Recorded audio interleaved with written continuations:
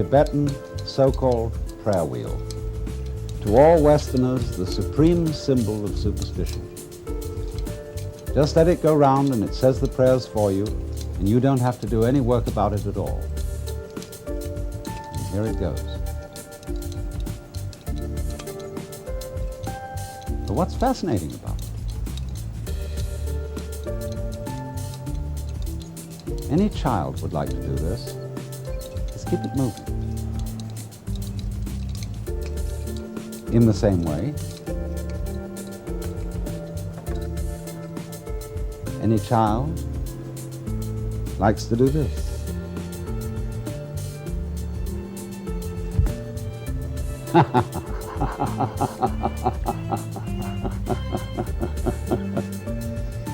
Swing it around. It's curious. It doesn't form a perfect circle because you have to make your hand go whoop, whoop, whoop, whoop, whoop. And so its path is an ellipse. It's the same as the path of the Earth around the Sun. It just swings. It goes around, around and around and around and around.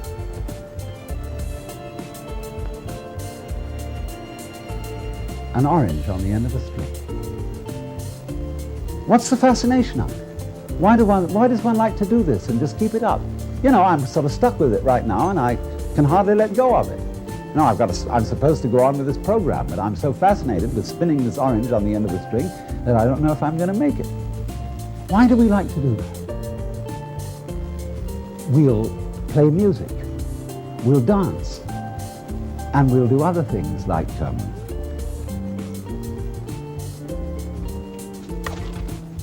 I happen to be a lover of archery, but I don't like archery for killing things. I like it as a sport. But what I like most of all is to set an arrow free, like it were a bird. You know, when it gets far up in the sky, whee! You watch it. And it suddenly turns and drops. What is it that fascinates us about that? Because it's not useful. It doesn't really achieve anything that we would call purposive work. It simply is what we call play. But in our culture, we make an extremely rigid division between work and play. You're supposed to work in order to earn enough money to give you sufficient leisure time for something entirely different called having fun or play. And this is the most ridiculous division of things, because everything that we do, however tough it is, however strenuous, can be turned into the same kind of play as I was showing you when I was completely fascinated with spinning that orange around my head. Let's, for example, take the situation that I ran into a little while ago. I was in the New York subway at 59th Street near Columbus Circle, and I wanted to get my shoes shined. Actually, I don't wear shoes except when I'm on the East Coast, because there one dresses respectably, and on the West Coast I wear Indian moccasins because it's the only comfortable shoe I can wear. But on the East Coast, you know, you wear an ordinary shoe. So I went to get my shoe shined, and here was this black fellow who was making shoe shining a real art. He got his cloth, you know, which you spread out like this, and was going over my shoe.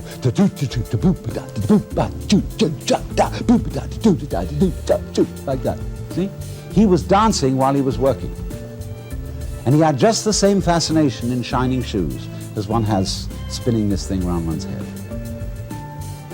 Imagine, too, if you were a bus driver. Bus driver is ordinarily considered an absolutely harassed person.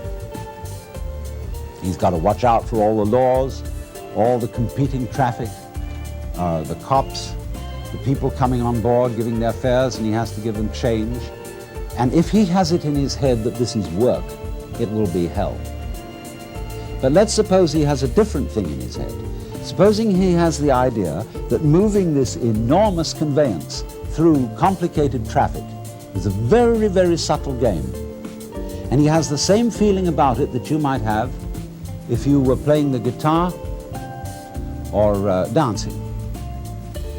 And so he goes through that traffic, avoiding this and avoiding that, and taking a fare like this, and he makes the music of the whole thing. Well, he's not going to be tired out at the end of the day. He's going to be full of energy when he gets through his job. Or suppose you're condemned to be a housewife, which is the most lowly of all occupations, and you have to clean up. You know, I've said that there are only 4 fundamental philosophical questions. The first is, who started it? The second is, are we going to make it? The third is, where are we going to put it? And the fourth is, who's going to clean up? And this is the lowliest of all occupations. The housewife who washes the dishes and the garbage collector who takes away the stuff. And he has to find out where we're going to put it.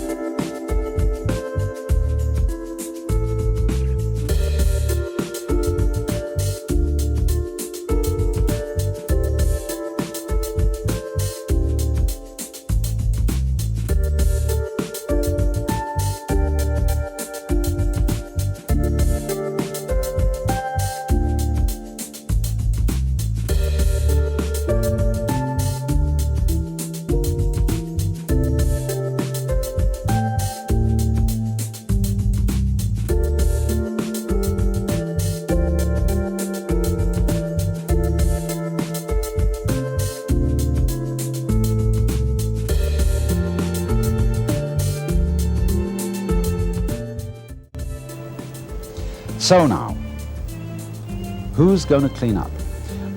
Incidentally, if you ask yourself these 4 questions in order, who started it? Are we going to make it? Where are we going to put it? And who's going to clean up? It prompts a 5th question, which is it serious? Like, doctor, is it serious?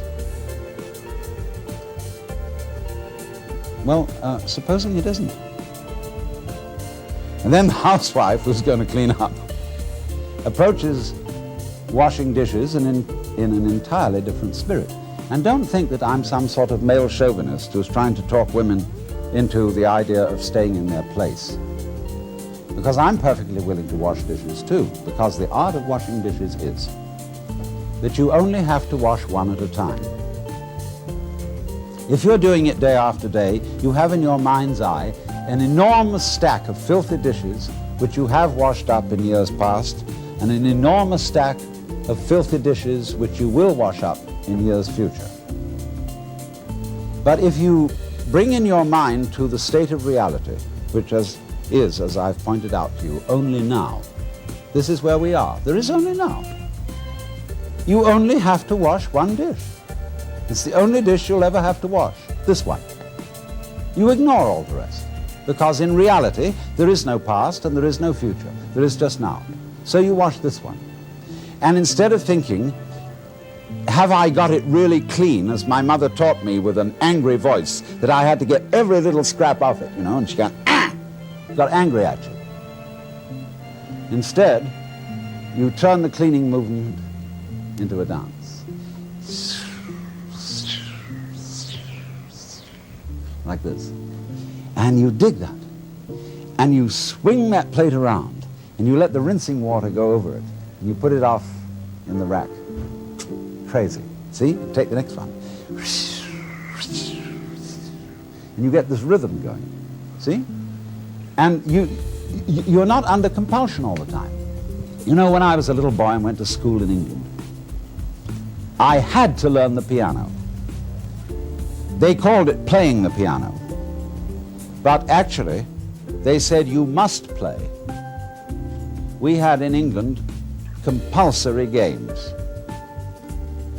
They used to post notices on the bulletin board in the school where I went to, which said, this afternoon everyone will go for a run. And if you didn't go for a run, and it was found out that you hadn't, you were flogged. So everybody hated going for a run, because they were under compulsion to play. Everybody must play. It's like the whole game of life we're all involved in. It's only a game, but everybody has got to belong. So we went running. I remember one day I was out on a run, and I was trying to enjoy myself because I was running on the balls of my feet, dancing along. And a fellow came up behind me who was running on his heels. He was jogging. And he was going clump, clump, clump, clump, clump, clump, clump, clump. And I said to him, what's the matter with you? You're running on your heels, and you're jarring your whole body all the way through. Okay, but he stuck to it, and he became the champion long-distance runner of the school. But he didn't enjoy it. It was work. And all he enjoyed was the suffering that he endured that made him feel that he had really contributed to the human race, because he suffered so much. He identified his existence and his worth with his suffering.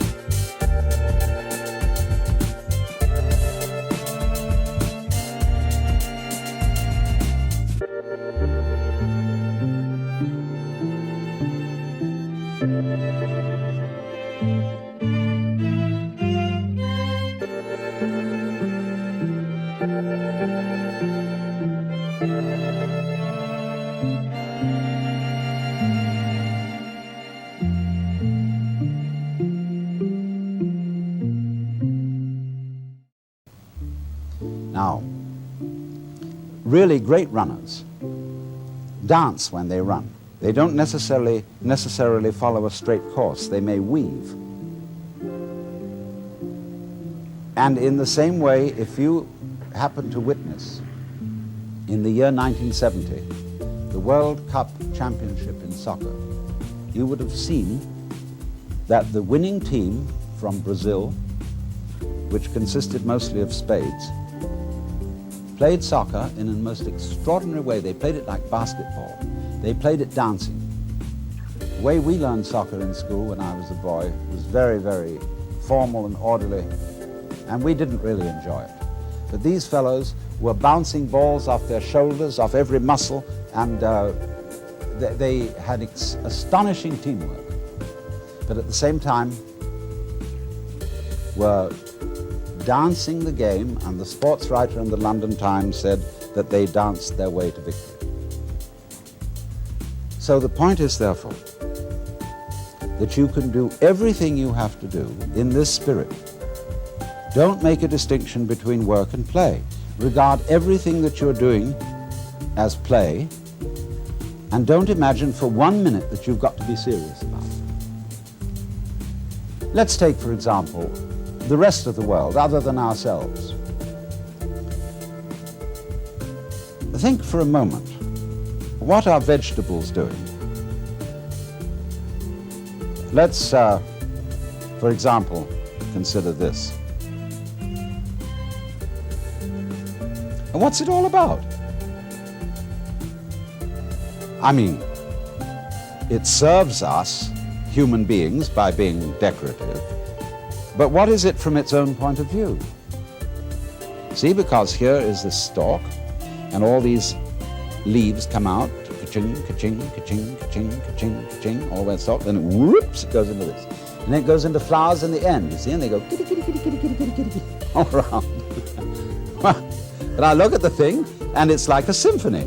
It's just like Bach doing a fugue, with all the different movements going. La la la la la la la la la la la,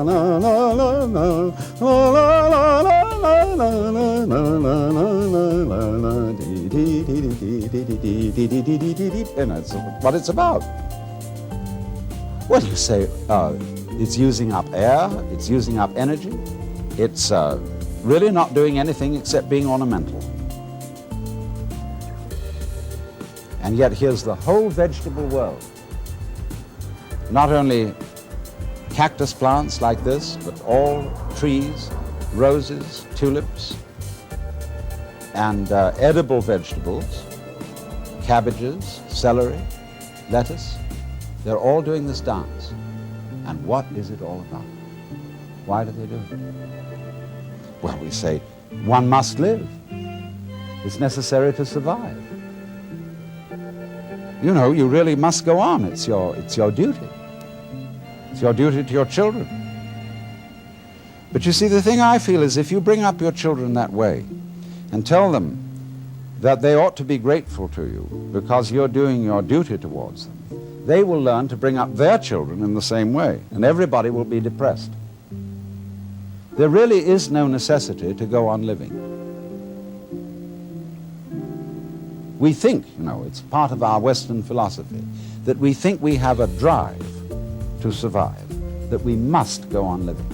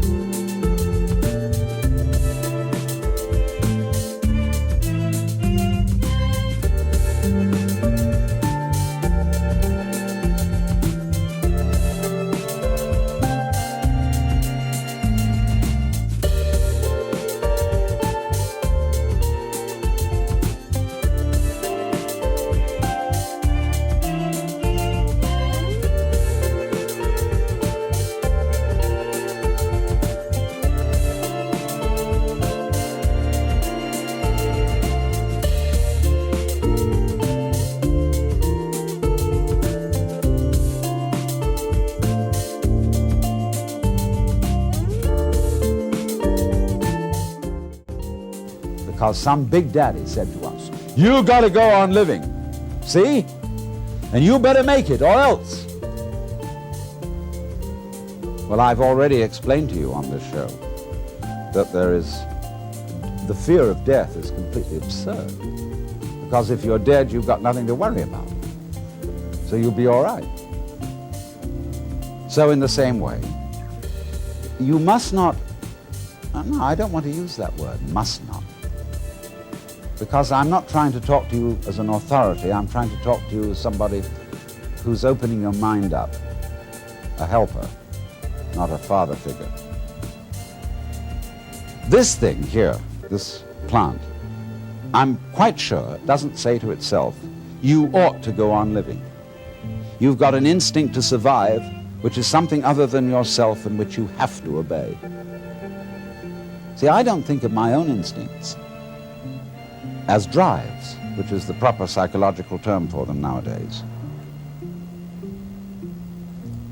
I think of my instincts as myself. I don't say, excuse me, but I have an unfortunate desire to reproduce myself, and therefore I'm sexy, and would you please accommodate me? I don't say, excuse me, but I have to eat, and really it's absolutely necessary that I eat.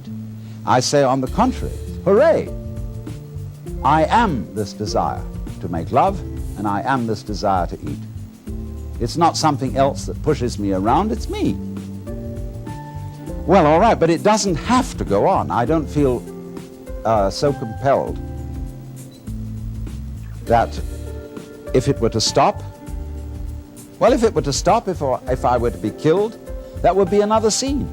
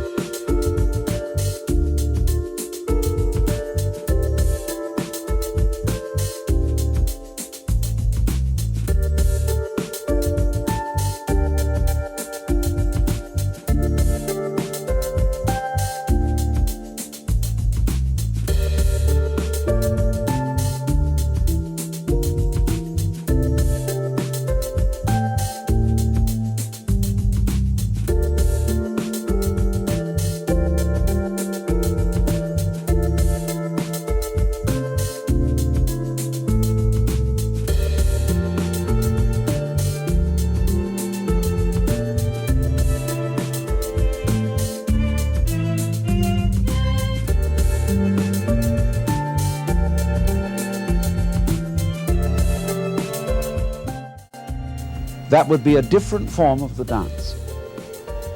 If I'm in pain, people say, don't scream, don't cry, because screaming or crying is a perfectly natural reaction to pain. When a baby is first born, they cut the umbilical cord and somebody smacks it on the bottom, and the baby, yeah! See? That's the first thing in the world. There is in Zen Buddhism a koan, which says that when the Buddha was born, he suddenly stood up and announced, above the heavens and below the heavens, I alone am the world-honored one. Well, everybody would say that was an extremely proud thing to say. So they give this to students of Buddhism as a problem. How could it be that the Buddha, as a little baby, was so proud as to make this pompous statement when he was born? And if you understand the problem correctly, you answer, see? Because that is the perfectly natural response to the painful event of being born into this world. But thereafter, we always say, baby, don't you cry. Shut up. We don't like to hear babies crying. Shut up. And therefore, we stamp out in human beings their natural release from the problem of pain. If you're in pain, cry. And if you can't do that, then pain is your problem. But if you can cry, and if you can let go in that way, pain is no problem.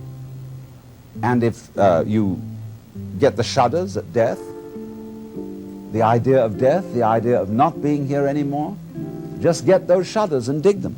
Because the shuddering, isn't it curious? We sometimes say, you remember that song that said, I am not shivering 'cause I'm cold. I am not shivering 'cause I'm cold. I am not shivering 'cause I'm cold. I am just shivering with delight. You know, when we get the shivers of delight. So all these emotions that we have, the emotions of uptightness, dread, shivers, horrors, can be interpreted in other ways. But we interpret them in a negative way so long as we are under the sense that you absolutely must go on living. Now you see, living, like this plant, is something spontaneous. In Chinese, the word for nature is zhiran, which means that which happens of itself, not under any control of an outside boss.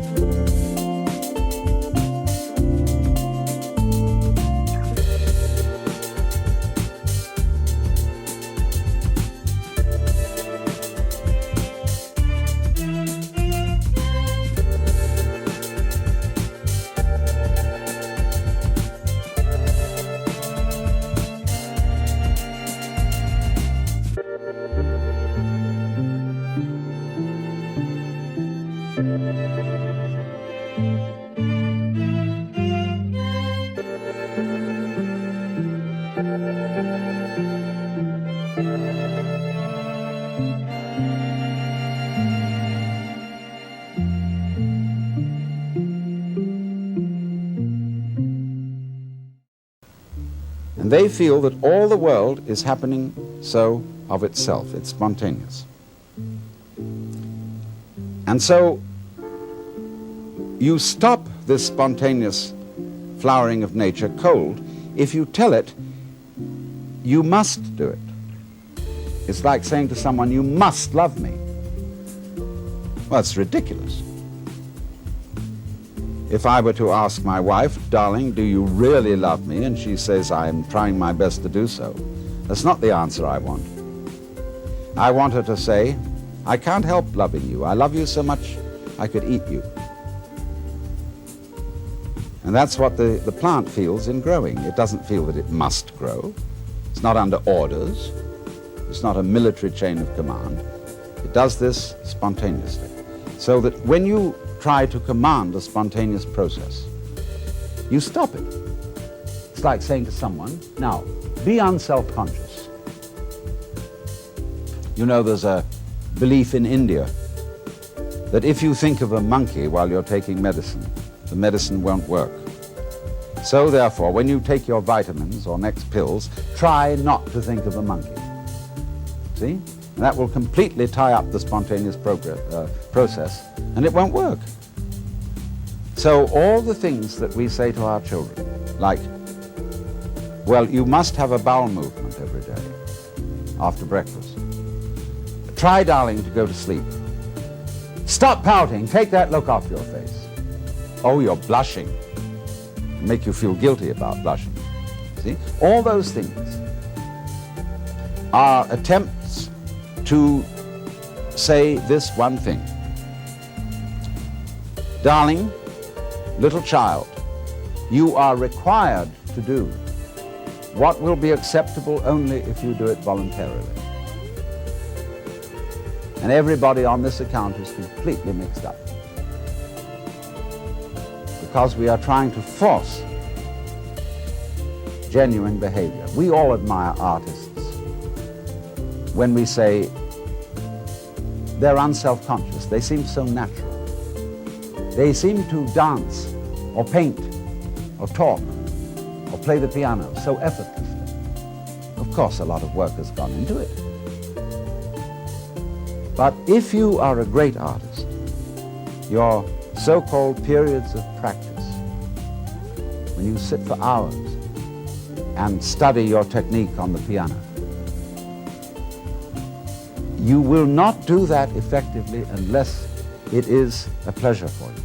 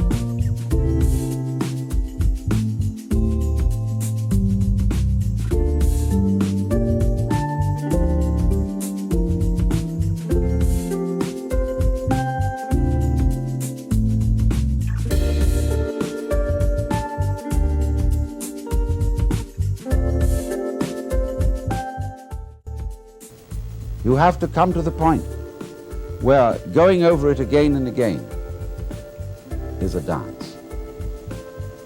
One of my friends is a great Hindu musician who has the most extraordinary technique in playing an instrument called the sarod.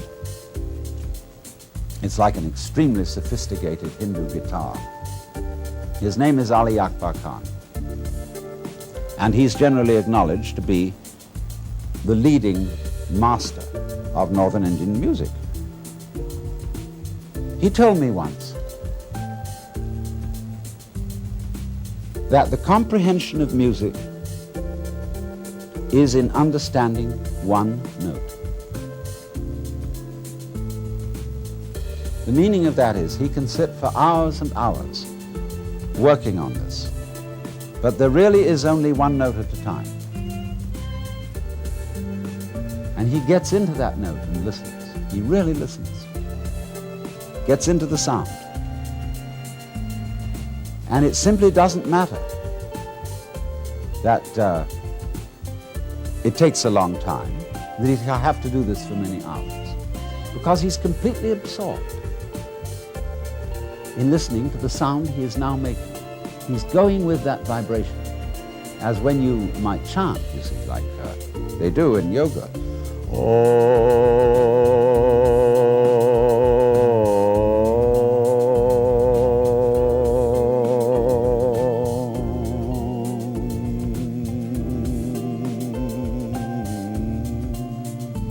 can keep that up for hours and be absolutely fascinated just by the vibration going, in the same way as in the beginning I was fascinated by swinging that orange around my head on the string.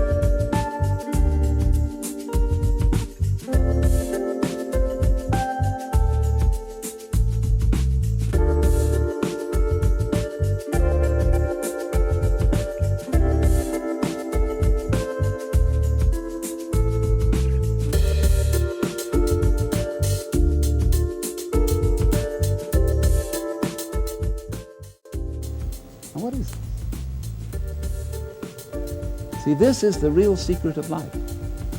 To be completely engaged with what you're doing in the here and now. And instead of calling it work, realize that this is play.